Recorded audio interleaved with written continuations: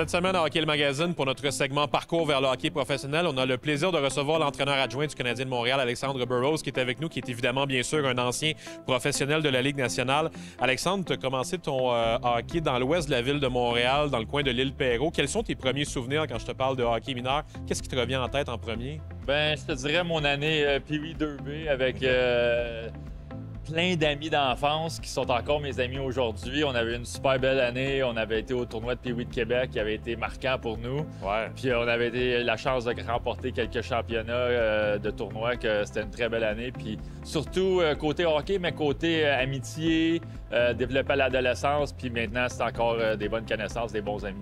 Est-ce qu'il y a quelque chose qui te revient le plus en tête par rapport à comment cette passion-là a commencé pour toi? Je ne sais pas si tu puises loin dans tes souvenirs un peu. À quel âge tu as commencé à jouer au hockey? Est-ce que tu te rappelles de ton premier match? Je sais pas. Bien, pour être né dans les années 80, évidemment, le Canadien de Montréal, c'était toujours... je me rappelle à l'âge de 5-6 ans, là, le championnat en 86. Après ça, la défaite en 89 contre les Flames commençait.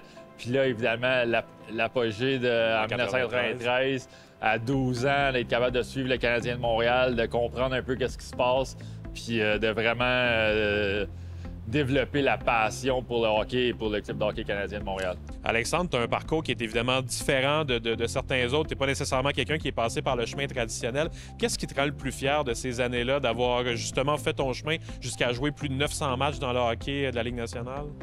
Ouais, peut-être la longévité. Évidemment, ça a été un chemin de gravelle au début, mais c'est de m'avoir accroché, même dans les moments les plus bas où est-ce que je me disais je devrais retourner à l'école puis abandonner ma carrière professionnelle, que ce soit après 2 ans dans la Ligue la côte Est. T'es loin de la Ligue nationale, là, à faire 400 $ par semaine, à habiter loin, puis tu vois tes amis qui finissent tout leur bac à l'université, puis toi, tu fais encore 400 $ semaine avec aucun diplôme. Que je pense c'est de m'avoir accroché puis d'avoir continué de croire que c'était possible de me rendre. Puis ça se fait vite des fois dans le monde du hockey, on le voit assez rapidement que les situations changent rapidement, les opportunités changent rapidement, puis moi, de m'avoir accroché, d'avoir continué de croire en mon rêve, puis jamais lâché. Alex, en terminant, tu te fais la transition vers le monde de l'entraîneur, diriger une équipe assez rapidement après la fin de ta carrière professionnelle. Comment tu vis ça depuis quelques années, d'être maintenant dans un peut-être vue un petit peu plus 360 degrés, même si je sais que tu es au niveau du banc, là, mais de voir peut-être ça avec un petit peu plus de hauteur, ce qui se passe dans la carrière de ces jeunes-là? Bien, évidemment, je suis un passionné de hockey, que c'est le fun d'être encore autour de la game, puis si t'es pas sur la glace, être en arrière du banc, c'est ce qui est sûrement le plus proche d'être sur la glace, que je me plais beaucoup. Je me suis beaucoup plu pendant les 2 années et demie à Laval, à prendre sous les ordres de Joël, ici avec Dominique puis Martin maintenant. Qu'est-ce qui m'impressionne le plus, c'est à quel point que nos jeunes, c'est des bons petits gars puis qui veulent bien faire.